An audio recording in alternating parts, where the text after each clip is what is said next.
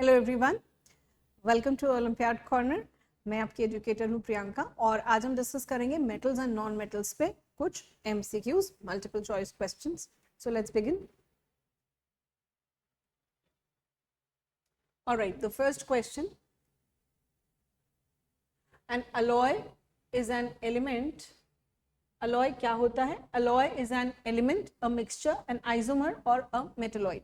सो alloy जो होता है वो एक मिक्सचर होता है दो मेटल्स का, एक मेटल एक नॉन मेटल, या दो से ज्यादा मेटल्स या नॉन मेटल्स का, right? So it is a mixture. आगे बढ़ते हैं। और क्यों करा जाता है अलॉय? ताकि मेटल्स की प्रॉपर्टीज को हम अपने मुताबिक चेंज कर सकें, अपने को जैसी प्रॉपर्टीज की जरूरत है, चाहे उसका आपको मेल्टिंग पॉइंट लो करना हो, मेल्टिंग पॉइंट हाई करना हो, आपको उसका करोजन रेजिस्टेंस बढ़ाना हो, तो इसलिए अलॉय किया जाता है। Alright, beaker A, B and C, beaker A, B and C contain zinc sulphate, silver nitrate and iron sulfate FeSO4 respectively. Copper pieces are added to each of the beaker. इसमें भी copper add किया, इसमें भी copper add किया, इसमें भी copper add किया। सो blue colour will appear in case of, किस में आपको यहाँ किस में दिखेगा डिस्प्लेसमेंट रिएक्शन? उसी वाले बीकर में जिसके अंदर लेस रिएक्टिव मेटल को मोर रिएक्टिव मेटल जो है वो डिस्प्लेस करेगा। So copper is going to displace silver in beaker B. तो सिर्फ बीकर बी में ही आपको कॉपर नाइट्रेट बनेगा और कॉपर नाइट्रेट का कलर आपको दिखाई पड़ेगा। रेस्ट ऑफ द केसेस में यहाँ जिंक ज्यादा रिएक्टिव है कॉपर से, आयरन ज्यादा रिएक्टिव है कॉपर से। Moving further to the next question, which of the following is an ore of iron? Hematite. Hematite ore जो होती है Fe2O3, ठीक है। गेलिना होती है PbS, lead sulphide. Bauxite Al2O3, cinnabar FgS, ठीक है। आपको ये ओर्स के नाम याद होने चाहिए, ठीक है। सल्फाइड ओर है तो आपको ओर्स के नाम याद होने चाहिए, इस तरह के किसी भी क्वेश्चन में आप अटकेंगे नहीं। Next question, heating pyrites to remove sulphur is called. Pyrites to remove sulphur, आपको किसी भी ओर में से अगर सल्फर रिमूव करना है तो आप क्या कराएंगे? एक्सेस ऑफ ऑक्सीजन से पायराइट्स, मैं तो यहाँ इन जनरल बात कर रही हूँ, चलिए लेड सल्फाइड की हम बात कर लें। आपको यहाँ क्या कराना पड़ेगा? आपको एक्सेस ऑफ ऑक्सीजन में रिएक्शन कराना पड़ेगा और excess of oxygen, excess of oxygen से आप जब रिएक्शन कराते हैं तो इस स्टेप को हम बोलते हैं रोस्टिंग। रोस्टिंग, और यहाँ ये सल्फर डाइऑक्साइड के फॉर्म में सल्फर रिमूव हो जाती है। So this step is known as roasting. Alright, moving further, which of the following metals is protected by a layer of its own oxide? यानी कि एक प्रोटेक्टिव कवरिंग कौन सा मेटल बना लेता है? सो it is obviously aluminium. Let's see, copper, silver, iron, aluminium. Okay, so aluminium अपने ऊपर एक प्रोटेक्टिव कवरिंग बना लेता है। सो उसकी खुद की ऑक्साइड लेयर, ऊपर वाली लेयर जो है, ऊपर वाली एल्यूमिनियम की लेयर, ये एल्यूमिनियम का पीस है, तो यहाँ पे ये जो ऊपर वाली लेयर है ये ऑक्साइड बना लेगी, और ये ऑक्साइड जो है अंदर वाली लेयर का प्रोटेक्शन का काम करेगी। So it is about aluminium. Next question, stainless steel in addition to iron contains. Stainless steel क्या होता है? It is an alloy of, stainless steel SS जानते हैं आप, it is an alloy of iron plus carbon plus nickel plus chromium. ये सब इसके अंदर प्रेजेंट होते हैं। निकल इसको व्हाइट लुक देता है, क्रोमियम इसको रेजिस्टेंस देता है, आयरन के साथ कार्बन जो है वो उसे स्टील बनाता है, राइट? तो यहाँ पे निकल and chromium, copper and tin नहीं, एल्यूमिनियम एंड। चलिए आगे बढ़ते हैं। Aqua regia is a mixture of, aqua regia क्या होता है? एक्वा रिजिया एक मिक्सचर है concentrated HNO3 and concentrated HCl का, जिसमें 1 पार्ट HNO3 का होता है और 3 पार्ट्स HCl के होते हैं। अब इसको आगे पीछे भी लिख सकते हैं, तो 3:1 हो जाएगा रेशियो। अभी रेशियो जो मैंने बोर्ड पे लिखा है उसके हिसाब से 1:3 है। Now let us have a look, और ये रेशियो जो है ये बाय वॉल्यूम है, बाय वॉल्यूम, ठीक है, ratio by volume. Concentrated HNO3 का 1 पार्ट एंड कॉन्सेंट्रेटेड HCl के 3 पार्ट्स, ये मिलके एक मिक्सचर बनाते हैं जिसको हम बोलते हैं aqua regia. And this mixture is capable of dissolving noble metals like gold, silver and platinum. देखते हैं कहाँ मिल रहा है हमको ये रेशियो, HNO3 एंड HCl, पहला ही पार्ट है ना, ये रेशियो चेक करना जरूरी है 1:3। तो जो पहले लिखा है HNO3 लिखा गया है पहले, तो रेशियो भी पहले आएगा। और मिक्सचर ऑफ कॉन्सेंट्रेटेड, यहाँ पे एक बात जरूरी है, कॉन्सेंट्रेटेड, कॉन्सेंट्रेटेड है ना, कॉन्सेंट्रेटेड होने भी जरूरी है, कॉन्सेंट्रेटेड होने भी जरूरी है। Aqua regia is a mixture of concentrated HNO3 and HCl in the ratio of 1:3 by volume। देखिए अब HNO3 पहले लिखा है और यहाँ रेशियो 3:1 दिया हुआ है, राइट। तो HNO3 के 3 पार्ट्स नहीं है, इस यहाँ पे ये वो कंफ्यूजन का पॉइंट है, यहाँ पे बच्चे बहुत कंफ्यूज हो सकते हैं। सो इस बात का ध्यान रखना है आपको, राइट, इस बात का आपको ध्यान रखना है। Moving further, for making jewellery gold is mixed with, gold को किसके साथ मिक्स करते हैं, ज्वेलरी बनाने के लिए आप गोल्ड को किसके साथ मिक्स करते हैं, गोल्ड को या तो कॉपर या सिल्वर के साथ मिक्स किया जाता है, कॉपर और सिल्वर। तो बी और सी, आइदर कॉपर और सिल्वर, ठीक है, या तो कॉपर या सिल्वर के साथ मिक्स किया जाता है। Next question, cinnabar is an ore of, cinnabar किसकी ओर होती है, सिनेबार जो है HGS मर्क्यूरी की ओर होती है, कॉपर की ओर नहीं, कैल्शियम की नहीं, लेड की नहीं, right. Moving further, metals are refined by using different methods. Which of the following metals are refined by electrolytic refining? Electrolytic refining से हम कौन से metals को refine करते हैं? तो यहाँ जो options दिए गए हैं उसके हिसाब से हम gold को कर सकते हैं और copper को कर सकते हैं। मैग्नीशियम और एल्यूमिनियम जो हैं ये हाईली रिएक्टिव मेटल है, इनको ऑलरेडी हम इलेक्ट्रोलिटिक रिडक्शन से ऑब्टेन करते हैं। So first and second is the correct answer. So here we get first and second. Okay, so moving further to the next question, metals have high density, which one of the following metal is an exception? Metals की density ज्यादा होती है, इनमें से कौन सा metal है जो एक एक्सेप्शन है इस प्रॉपर्टी की, मेटल्स की? Tungsten, mercury, osmium, sodium. So sodium is a soft metal with low density. So this is an exception. Lithium, sodium, potassium इन सब की ही density कम होती है। Which of the following metals does not displace hydrogen from dilute acid? कौन सा metal है जो hydrogen को displace नहीं कर पाएगा? भाई वो जो रिएक्टिविटी सीरीज में मेटल्स के नीचे लाई करता है, और वो कौन है इनमें से? Magnesium, iron, copper and zinc. So clearly it is copper. Moving further, silver articles become black on prolonged exposure to air.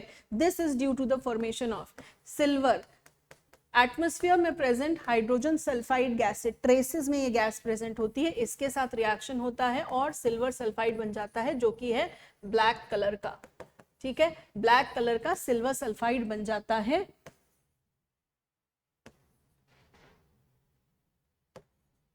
अरे भाई बैलेंस करना पड़ेगा, तो ये 4 हो जाएगा, क्यों करना था ऐसा, इसकी जरूरत ही नहीं थी, इसकी भी नहीं थी, इसकी भी नहीं थी, ऑलरेडी बैलेंस्ड। ओके फाइन, ठीक है, हाँ जी। तो यहाँ पे सिल्वर सल्फाइड बन जाता है, right, this is silver sulphide. Moving further, which of the following oxide can not be reduce with carbon to obtain the metal? कौन सी ऑक्साइड को हम कार्बन से रिड्यूस नहीं कर सकते? कार्बन का रिडक्शन लेस रिएक्टिविटी सीरीज में एम्प्लॉय करने की जरूरत नहीं पड़ती, वो इजीली रिड्यूस हो जाते हैं। मिडिल रिएक्टिविटी सीरीज में आपको carbon as a reducing agent use करना होता है। हाईली रिएक्टिव में कार्बन एक अच्छा रिड्यूसिंग एजेंट होने के बाद भी रिडक्शन नहीं कर पाता है, क्यों? क्योंकि highly reactive metals have got very high affinity for oxygen. So metal oxygen के हाईली रिएक्टिव सीरीज में मेटल ऑक्सीजन के साथ इतनी जोर से कंबाइन होते हैं कि कार्बन इतना बढ़िया रिड्यूसिंग एजेंट होने के बाद भी उनको रिड्यूस नहीं कर पाता है। सो let us have a look. Magnesium, chromium जो है ये दोनों ही मैंगनीज और क्रोमियम ये दोनों ही जो है मिडिल रिएक्टिविटी सीरीज में आते हैं। यहाँ पे एल्यूमिनियम है जो कि हाईली रिएक्टिव सीरीज में जाता है, और इसलिए आप इसकी ऑक्साइड को कार्बन से रिड्यूस नहीं कर पाते हैं, और इसके लिए आपको इलेक्ट्रोलिटिक रिडक्शन इस्तेमाल करना होता है। चलिए आगे बढ़ते हैं। Which of the following can not be used to extract a metal from its ore? किसी भी इनमें से कौन से ऑप्शन को आप एक्सट्रैक्शन प्रोसेस में यूज नहीं कर सकते? मतलब एक्सट्रैक्शन प्रोसेस में आप मेटल को नहीं निकाल सकते इस रिएक्शन को करके। इलेक्ट्रोलिटिक रिडक्शन क्लियरली हमको मेटल देता है, कार्बन से रिडक्शन कराने पे हमको मेटल ही मिलता है। रिएक्शन विद ऑक्सीजन, अरे रे ये तो हमको ऑक्साइड दे देगा, ये तो ऑक्साइड दे दे, इसको हम एज अ टूल यूज करते हैं।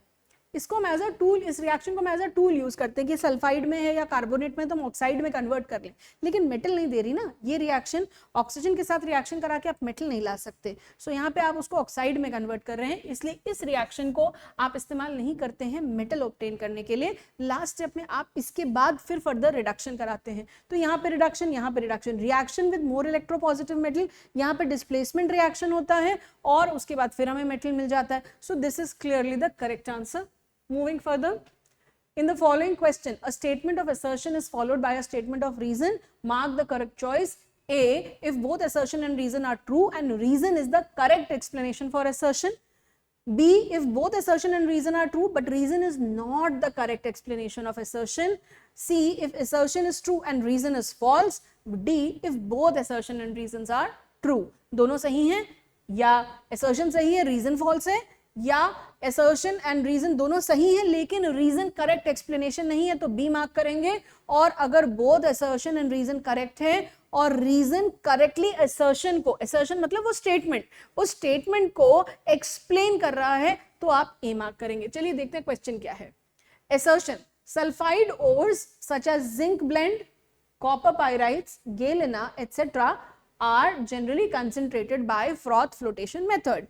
ये स्टेटमेंट है। पहला काम आपको ये है कि इस असर्शन को आप एनालाइज करें, क्या ये स्टेटमेंट करेक्ट है। बताइए क्या ये स्टेटमेंट करेक्ट है? हाँ बिल्कुल करेक्ट है। क्यों? क्योंकि ये सब सल्फाइड ओर्स हैं और सल्फाइड ओर्स को कॉन्सेंट्रेट करने का तरीका क्या होता है, हम किससे कौन से मेथड से हम इसका एनरिचमेंट ऑफ ओर कराते हैं, हम फ्रॉथ फ्लोटेशन मेथड से कराते हैं।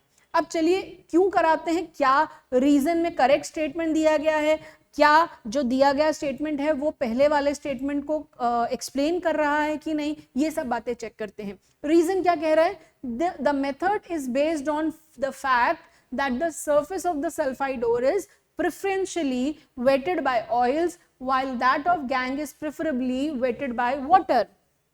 तो फ्रॉथ फ्लोटेशन मेथड में क्या होता है, फ्रॉथ फ्लोटेशन मेथड में हम क्या कराते हैं, सल्फाइड ओर के साथ आपको गैंग मिलता है। गैंग, गैंग क्या होता है, गैंग क्या होता है बच्चों, कचरा, ठीक है, क्या मिलता है, waste material, material other than ore, gangue, ठीक है।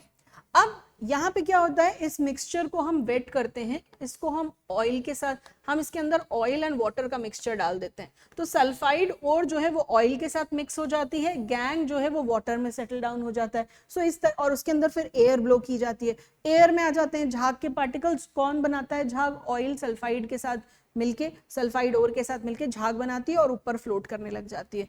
क्यों ऐसा क्यों हो रहा है, क्यों, क्योंकि सल्फाइड ओर की टेंडेंसी है कि वो ऑयल के साथ मिक्स हो जाती है, उसमें डिसॉल्व हो जाती है। लिखा है वेटेड, वेटेड का मतलब है कि सल्फाइड ओर ऑयल में डिसॉल्व हो जाएगी और गैंग जो है वो वाटर के साथ चला जाएगा, ठीक है। तो इसी बात को, इसी डिफरेंस इन वेटिंग प्रॉपर्टी को इस्तेमाल करके फ्रॉथ फ्लोटेशन मेथड इस्तेमाल किया जाता है। So this reason correctly explains the assertion, the method is based on the fact that the surface of the sulfide ore is preferentially wetted by oils, बिल्कुल सही बात है।